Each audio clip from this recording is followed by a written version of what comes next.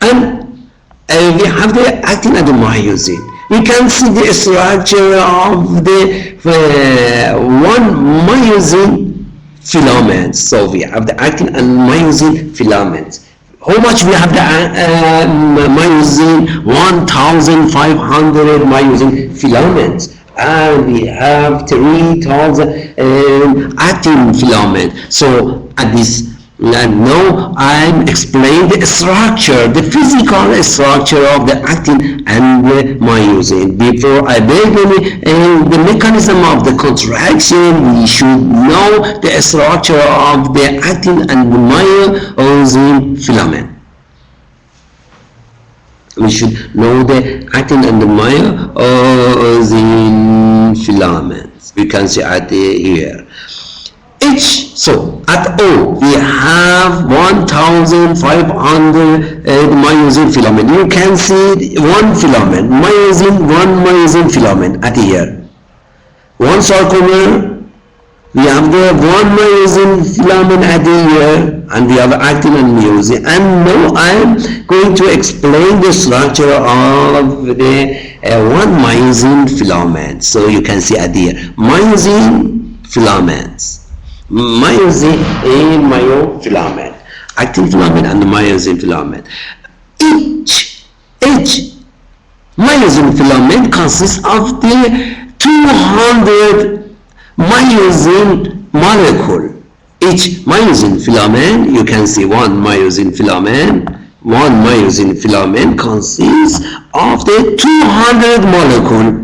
200 molecule, 1 molecule, 2 molecule, 3, 4, 5, 100 located to one side and 100 located to other side. At all produce one myosin filament. So at all you can see we have one myofibril.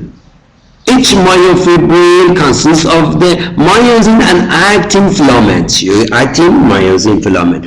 Each myosin filament consists of the 200 molecule. One molecule located one side, one molecule located two side. Okay, what is the structure of the one molecule? We can see one molecule at this figure. So we have the one molecule, we can see the structure of the one molecule of the myosin. Each myosin molecule consists of the 6 proteins. 6 protein, you can see 1, 2, 3, 4, 5 and 6 protein. 6 protein. 2, at here we have 2 heavy protein, 2 heavy chain. We have 2 heavy chain and 4 light chain. So at all, one molecule myosin is consists of the 4 molecule of protein. 2 heavy chain and 4 light chain. 2 large protein. 2 large protein and 4 small protein. 2 large, 1 large protein, another large protein in life. So we say the heavy chain, 2 heavy chain and 4 small molecule of the protein, light chain. At all, the combination of these 4 protein to 6 protein to each other is produce 1 molecule of the myosin. You can see at the 2 heavy chain is turn around each other, turn around each other, at the end of it's produce the head of the myosin. We have the head of the myosin, and we have a 4 small protein located is at all. A 1 molecule of the myosin consists of the 6 protein around each other, and 200 of the molecule is produced myofilament, 1 myofilament, 1 myosin filament. 100 located one side, 100 located side. So at all of this area, we have the head of the myosin. The head of what is the function of the head of the myosin? Attachment to the actin and produce contraction. Attachment and contraction. Head of the myosin has the ATPase activity. ATPase activity, head of the myosin. It can split the ATP and change the formation of this head and produce the contraction. So at all, this is the structure of the myosin filament. You can see the one myosin filament. As I said, each myosin filament consists of the how much molecule of myosin in each myosin filament. You can see one myosin filament. How much we have the myosin molecule? Please answer. Each myosin filament, this is the one myosin filament. How much we have myosin in molecule? How much we have the myosin molecule? Please answer. I am here and I'm waiting for your answer. How much we have the myosin molecule in each filament?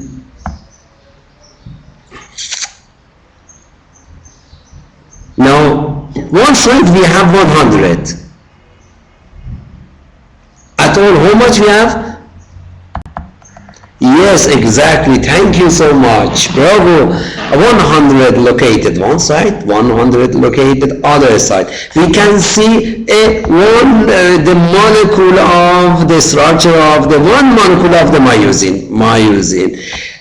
Because it consists a heavy chain. We have two heavy chain. The large molecular protein is turned around each other, around each other. At the end, all three is produce the head of the myosin. The head of the myosin function is attachment to the actin. The actin binding site is attached to the actin and produce the contraction. And it has the myosin ATPase. It can split the ATP. You can see a myosin ATPase it can produce. And in addition, this consists of the 4 light chain. At all, 6 molecules of the protein with each other produce 1 molecule of the protein. It's produce 1 molecule of the myosin, and 200 with each other produce 1 myosin. Because you can see the myosin filament is the name we call thick filament. Why? Because thickness is high. A lot of the myosin around each other produce the myosin filament. So we named thick filament. Thick filament is very thick. This is the structure of the myosin. I have other questions. In the one sarcomer, how much we have the myosin fibril in the one sarcomer? How much we have the myosin fibril? Please answer. Exactly. Thank you so much. We have 1,500 and we have 3,000 of the actin filament.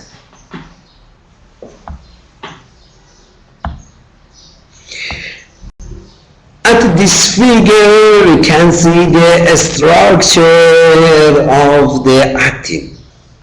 The thickness of the actin filament is very thinner than the myosin.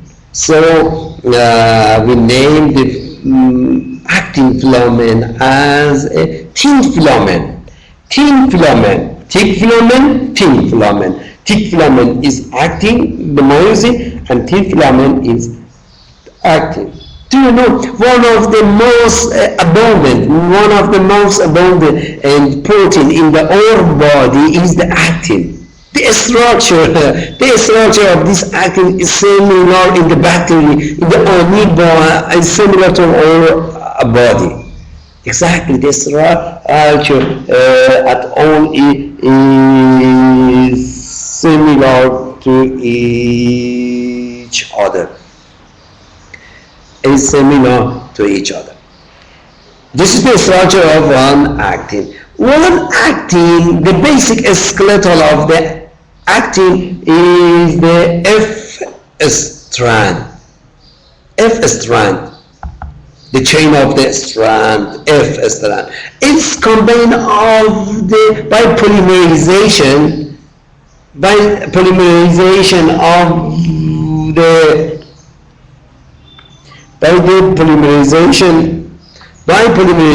of the globular protein. You can see the globular protein. One globular protein, other globular protein, other globular protein, other globular protein. And by the polymerization, these protein, the globular protein, to each other produce one strand, and two strands turned around each other and produce the F strand. So at all we have the actin.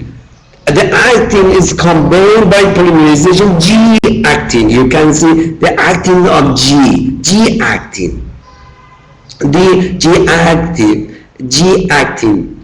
The actin is a globular, a spherical protein. And the active side, the binding side for the myosin. The head of the myosin can come and bind by this active side. Can bind by the active side. So we have one strand, two strands turned around each other and produce the basic structure of the actin. We name F strand. Each turn of the F strand, you can see we have 13 of the G actin. 1, 2, 3, 4, 5, 6, 7, 8, 9, 10, 11, 12, 13. So in each turn of the F strand, we have 13 number of the G actin of G actin is the active side for the binding of the head of the myosin. It's produce the contraction. So at all we can see the F strand. We have the active side. So we are active side. If the active side will be appear, the head of the myosin can bind by this area, rapidly can and contact this area and produce the contraction. But we don't like the contraction every time, so we should we used to cover this active side by the other protein. The active side should be covered by other protein. Doesn't allow the connection between the myosin actin. This area is covered by the tropomyosin. We have the tropomyosin. So in the actin structure, we have the F strand is combination polymerization of G actin. G actin is the site for the binding by the myosin. We don't like the connection between the myosin to the actin. So by this reason, this area should be covered and doesn't exposure this area to the actin. So to the myosin. By the tropomyosin, in the structure of the myosin, we have other protein. We call this protein tropomyosin. The tropomyosin is covered this area. Each tropomyosin, by the each term, you can see it can cover 1, 2, 3, 4, 7 active sites. Is covered and doesn't allow for the connection between the myosin and actin and produce the contraction. You can see in this area. But sometimes we need the contraction. You can see Sometimes we need the contraction. For the contraction, this active site should be exposure to the myosin, and myosin connect to this area. So the tropomyosin should be moved, and this area will be appear to the myosin. So we have the other protein, you can see the troponin protein. We have the troponin protein. We have the FSRAM, tropomyosin. In the end of the one tropomyosin, we have a troponin. When we want to contraction by the releasing of calcium, the calcium should be bound by this protein. This protein is three area, is combined of the three area, troponin C, I, and T. Troponin C, I, and T. Troponin C, T, and I is combined by three protein C, I, and T. When the calcium, when is the calcium bind by the which area? Troponin C. C is mean calcium, so it should be troponin C. It should be bind by troponin C, and troponin T is connected to tropomyosin. T tropomyosin. T tropomyosin is bound by the tropomyosin, and I is connected to the actin. So at all we have the troponin protein, the calcium, by releasing calcium, the calcium, the calcium,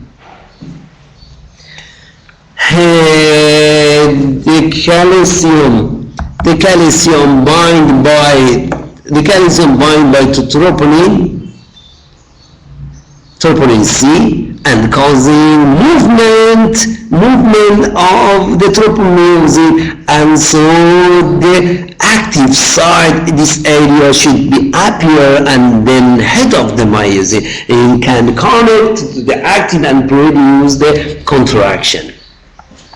Okay, so at all that was the structure of the skeletal muscle. We can see at here we have the one sarcomere. Each muscle fiber consists of the several thousand myofibril. You can see several thousand myofibril. Each myofibril contain 3,000 actin and myosin, 1,000 end of the myosin. One area of the myofibril that located between two ZDs we call the sarcomere. The actin is connected to the ZDs from one side, the actin to other side is connected to ZDs, and between this area we have the myosin. The myosin is thick filament, large filament, and some area only we have the actin, so this area is light area or eye band, and some other area we have the actin and the myosin, so this area is the dark one. You can see the myosin located between the actin and myosin located between the actin. So are the myosin are free? No, the myosin filament, the thick filament are connected by the titin to the ZDs. By the titin, you can see titin is one of the largest and rated protein in the body that connected to the ZDs. You can see the structure of the one sarcomere and actin and myosin to each. Head of the myosin, we have the 100 molecule of the myosin, 100 molecule of the myosin, each is all of the area of, we have the head of the myosin. This myosin want to attack to actin. In the actin, we have is by the polymerization G-actin by 2-strand F-strand, and is covered by tropomyosin, and end of the tropomyosin we have troponin by the calcium releasing bind by to troponin, so the tropomyosin move and the active site is appear. The head of the myosin can connect and produce the contraction. Okay. If you have any questions, I am at your service. Please ask questions. If you have questions, please ask. If you don't have the questions,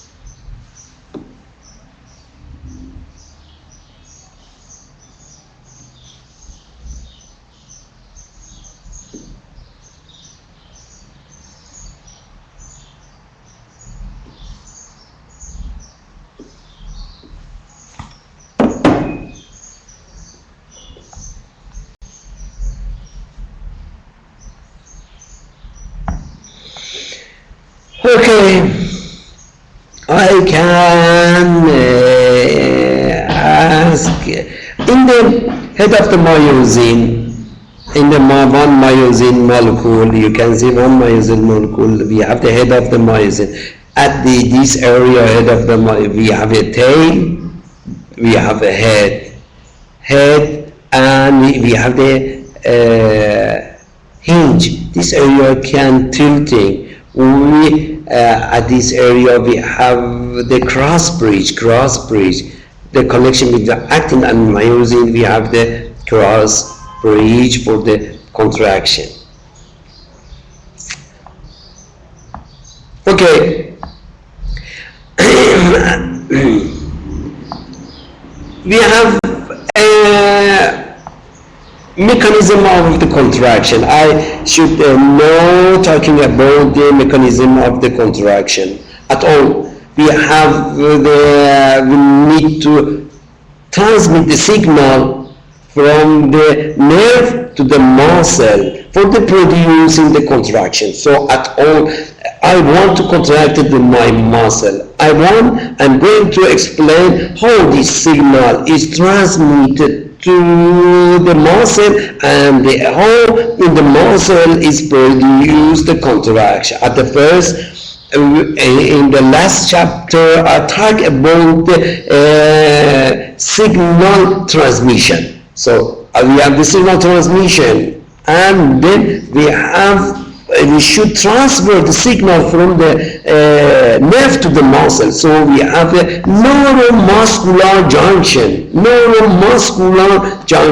We need to transmit the signal, the order for the contraction from the nerve to muscle. So we have the neuromuscular junction. Yeah, you can see the neuromuscular junction. When the action potential reach to the end of the one axon nerve, we have the nerve terminal. Excuse me. In the nerve terminal, we have the release of the neurotransmitter. We have the releasing of the neurotransmitter. The neurotransmitter is released and is bound by the ion channel and then produce depolarization, and after that this is the summary of the contraction. So for the contraction we need transfer the signal order from the nerve to the muscle. So we have the synapses. I will be explaining later the synapse between the nerve and the muscle. When this action potential reaches to its area is causing releasing of neurotransmitter. The neurotransmitter bound by the receptor is producing depolarization, and after that by the depolarization is causing the releasing calcium, and by the releasing calcium, the calcium is bound by the troponin and causing replacement of the tropomyosin, and the head of the myosin is bound by the actin, is produced the contraction. At all is the mechanism of the contraction in the skeletal muscles. Okay, so at all. This is the mechanism of the we need the transfer signal to the muscle, the polarization, is depolarized action potential or releasing of the calcium bind the troponin using displacement, head of the myosin bind, and contraction. This is one summary for the contraction, but I should explain all of the detail at the first. At the first, we have a neuromuscular junction. We have the muscle fiber, we have the muscle fiber, and we have a nerve. We have the nerve. When the nerve, at the end of the nerve, we have the end terminal. We have the end terminal, axon terminal. You can see the axon terminal at the end is produce a bottom. A bottom is produce a bottom. And it produces a neuromuscular junction. We have a subneural cleft. You can synapses. We have a synapses is we have a subneural cleft. A lot of the full subneural cleft produce increase the surface area. Is producing one groove, a synaptic groove, subneural cleft for the increasing. So we have the neuron, axon terminal branches, and connection. We have the synapses between two nerve and the muscle. We have the synaptic cleft with subneural cleft. We added areas. In the synaptic axon terminal, in the axon terminal, we have a lot of the vesicle. We have a lot of vesicle. We have neurotransmitter at this area for the releasing and produce action potential. So at all, we need to contraction. We send this, all the signal transmitted from our brain to the muscle. We have the synapses between the neuron and the muscle. So we have the neuromuscular junction there. The surface membrane of the muscle is invaginated, is moved to the door, produce one groove, and the axon terminal is coming to here, is produce neuromuscular junction, connection between neuromuscular. The surface of the membrane produce the subneural cleft, increase the surface area for the contraction. You can see this area. Okay, so we have the axon terminal. In the axon terminal we have a lot of vesicle. In the vesicle we have neurotransmitter for the contraction.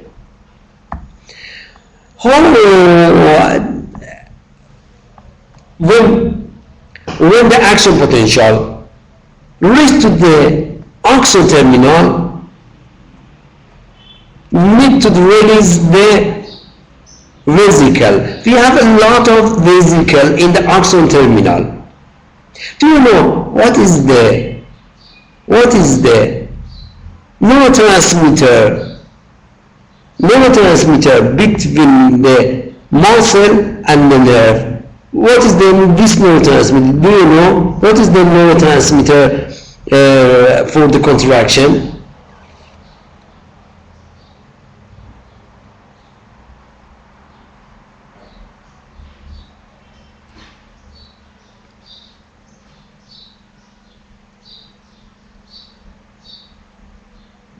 Yes, exactly. It's acetylcholine. Acetylcholine is our neurotransmitter for the contraction. The acetylcholine is stored in the vesicle. We have a lot of vesicle in the axon terminal. We have the one neuromuscular junction. This is neuromuscular, a synaptic groove, and a synaptic cleft. We have subneural cleft. This is a neuromuscular junction. We have the synaptic button, and this area we have a lot of vesicle. This vesicle contain of acetylcholine. the acetylcholine should be released and produce the contraction, and we'll have in the axon terminal. The axon terminal, we have the 300,000 of this vesicle, almost 300,000 vesicle.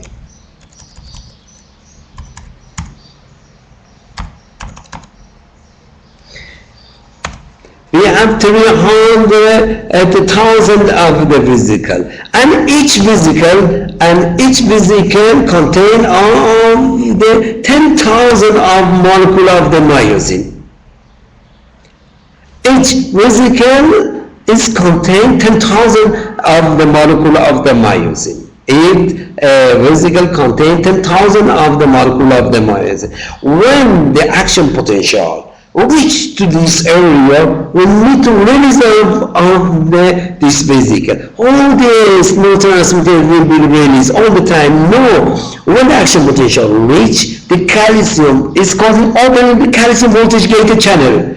In the N terminal, we have the voltage calcium ion channel. We have the calcium voltage gated ion channel. When the calcium reach, when the action potential, the polarization reach, this ion channel is voltage sensitive channel, will be open by the influence of the calcium causing exocytosis of the vesicle.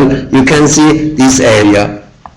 So when the action potential reach to the terminal, calcium will be bound to the calmodulin and produce a phosphorylase synapse, activated synapse causing the exocytosis. Because the exocytosis of the which vesicle containing of acetylcholine. When the action potential reach to end of the terminal, it's causing exocytosis of about 120 of this vesicle, 120 of the vesicle. So we have the exocytosis of 120 vesicle causing of the exocytosis. And each vesicle contains of 10,000 of the vesicle. In the N terminal, we have 300,000 of this vesicle. So by the action potential, by the releasing of the calcium, and then calcium bind by the one receptor. You can see at the here. What is the receptor for the acetylcholine? The receptor for acetylcholine is one ion channel. You can see the receptor. You can see at the here. Acetylcholine release. Acetylcholine bind by the acetylcholine receptor. The acetylcholine receptor is one ion channel. When the calcium bind the ion channel, this ion channel will be opened, and this consists of the 5 subunit, 2 alpha subunit, gamma, delta subunit, and causing entrance of the sodium, and then is depolarizing. Okay, so until this releasing of the acetylcholine is enough for today, and the last week I explained the releasing of the calcium from the sarcoplasmic reticulum. Okay, if you have any questions, I am at your service. Don't hesitate for the asking your questions at all. We talk about the structure of the skeletal muscle. We say one muscle fiber is about 80 micrometer diameter, and length is different. The midpoint of the skeletal muscle is the sarcolemma. Each muscle fiber consists of several thousand myofibrils. Each myofibril consists of the actin and the myosin. 3,000 of the actin and 1,500 the myosin. The arrangement of the actin and the myosin produce light and dark. So by this reason, we name the striated. Each area that is located between two ZDs, we name one sarcomere. The length of sarcomere is 2 micrometer. 2 micrometer. I band and